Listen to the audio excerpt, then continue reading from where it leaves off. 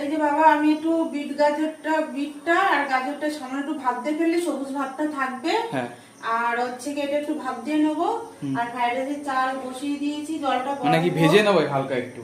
হালকা হালকা ভেজে না, নেবো? পরে ভেজে নেবো, ঘি দিয়ে ভাজবো। ও, আগে একটু সিদ্ধ করে ভাপ নেবো। দিয়ে ফেললে কি হবে, এই কালারটা ভাজলে ডিসকালারটা হবে না, ও। দেখতেও সুন্দর লাগবে, খেতেও ভালো লাগবে।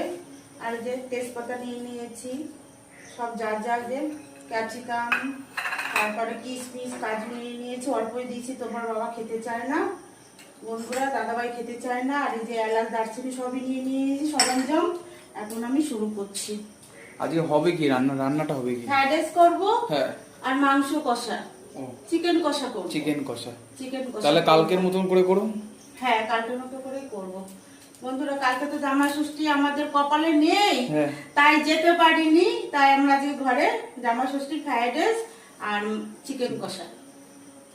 ঠিক আছে বন্ধুরা, দেখতে থাকো।